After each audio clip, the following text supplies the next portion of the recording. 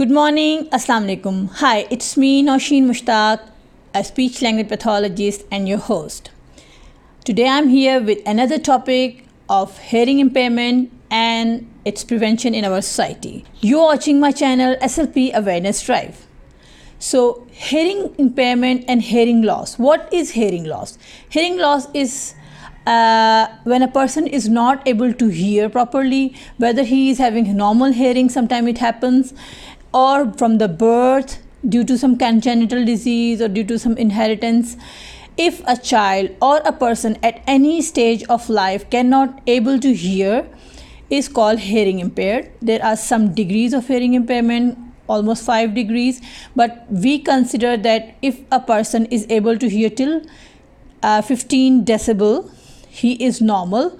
And if he's having it's according to ASHA that if he's having some difficulty in listening from 16 to 25 decibel, it could be called as slight hearing loss. And there are 5 main categories of hearing loss.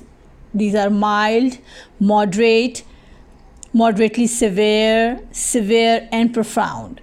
So in our population, there are around 7.9% of the population are hearing with hearing impairment or some kind of hearing loss. And if we see globally, 5% of the population of this world is having hearing impairment or hearing loss.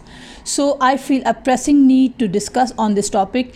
And before telling anything else, I would like to introduce a professor to whom I met in a conference with a very high commitment with his work about hearing impairment, Dr. Professor Andrew Smith. So without any further delay, I would like to you to join us and let's listen him what he's saying about hearing impairment and the prevention. Okay, hello.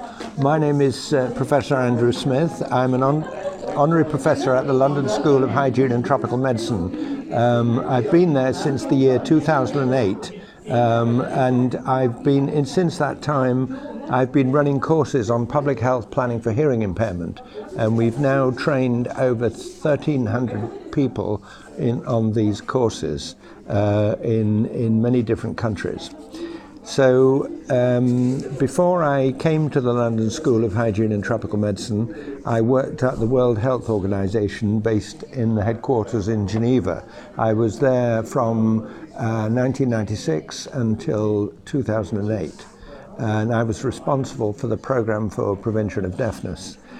So while I was at the World Health Organization, we had a number of activities to prevent, raise awareness and intervene against hearing loss using public health methods.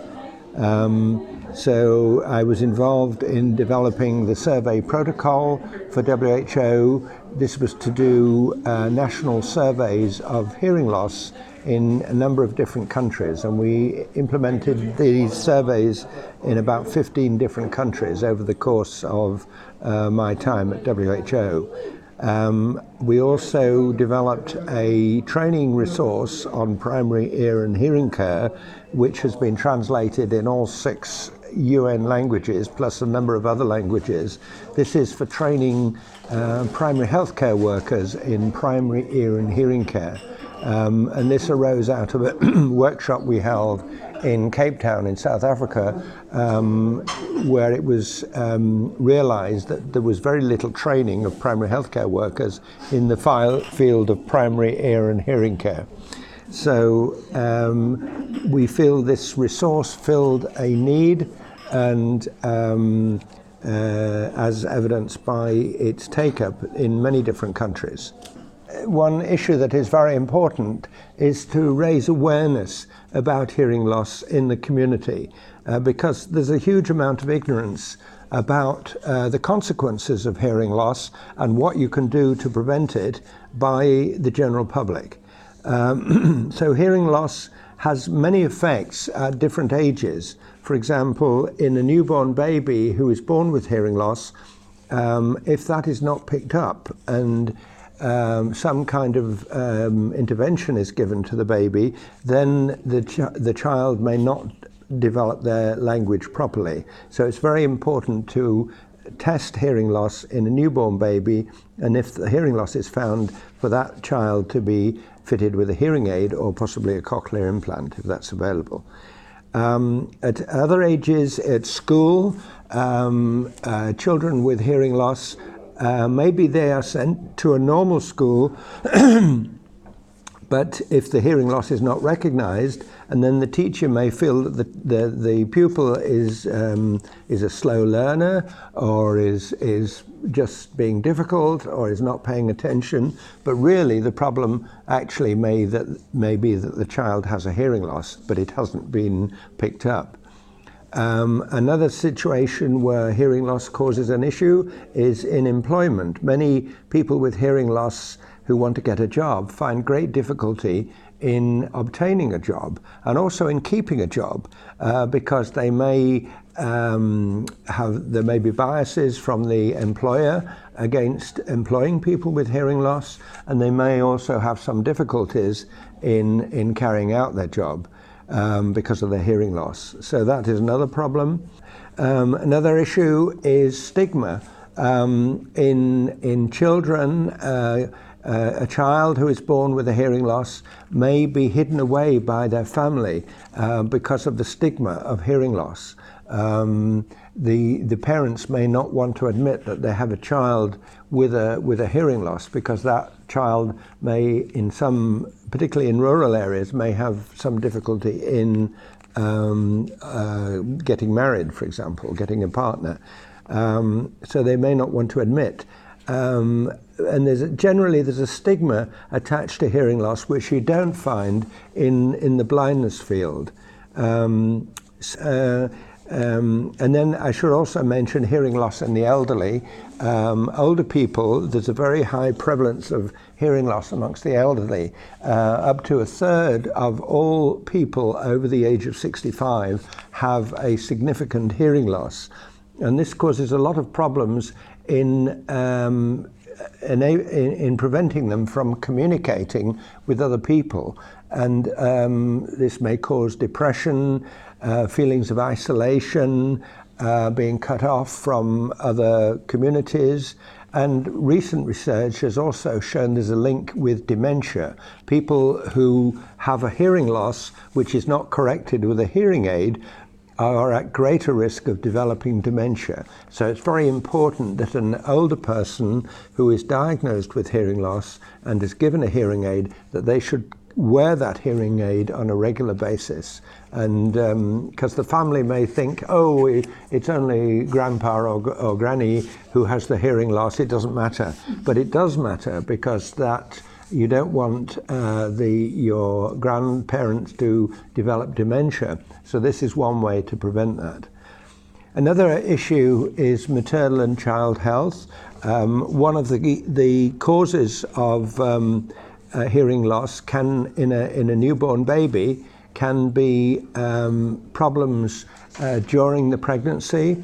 If the fetus does not develop well, it may be at risk of developing a hearing loss. There are inherited causes of hearing loss which may be passed on by the parents, and also at the time and at the time of birth. If the newborn baby is subjected to hypoxia, low oxygen levels, it may damage the brain, which may lead to hearing loss, amongst other things. Noise may be a problem, particularly in the child after birth. So if the child is put in an incubator, particularly if it's a premature birth and the child is underweight, the child may be at risk of hearing loss. So I'd just like to mention World Hearing Day. This is a day which occurs every 3rd of March.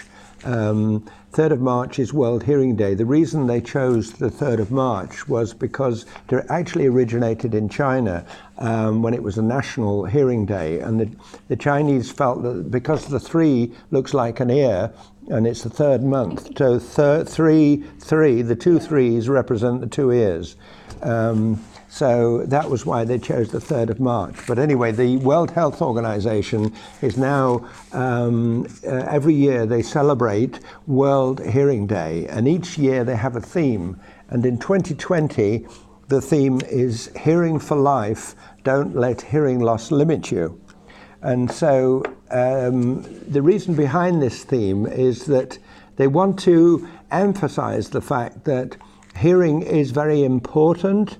Everybody should care for their hearing, value their hearing, but also hearing loss should not limit your life. If somebody has a hearing loss, basically a person with a hearing loss can do anything. The only issue they have is that they have a hearing loss, but they should have the opportunity and the enablement and the power to do anything they want, to have equal opportunities with other people. So I think in this World Hearing Day theme, they want to emphasize that care for your hearing is for life, and also but on the other hand, don't let your hearing loss limit your activities and your life. We all can contribute to this theme because we're all involved. Yes. Thank you so much. Is that enough? Yeah. Okay, great. All right, thank you. Yeah. So guys, I think you have gained a lot from Professor Dr. Smith talk, that how much it is important to know about hearing loss and to spread awareness about hearing impairment in the society, and to mitigate all these issues and causes which may cause hearing impairment in the persons. The most important thing, the prior thing, is to spread awareness among the people of the society, as we don't know about how to take care of in the prenatal and postnatal period of time and the perinatal period of time of the baby's birth. And the most important thing is to taking care of the maternal health and knowing about the noise reduction, because when we hear a loud sound and we are working in a loud sound like more than 85 decibel sound is around us, it can damage the inner ear hair cells, which can cause permanent hearing loss in adults as well. So this is a vast topic with a lot of information. I think this orientation is about hearing impairment and the prevention of hearing loss, and I'm hoping that in the next video I'm going to transfer more knowledge about hearing impairment and how to prevent and how to what are the causes of hearing impairment. So keep on watching and keep in touch and spread the words. Thank you for watching.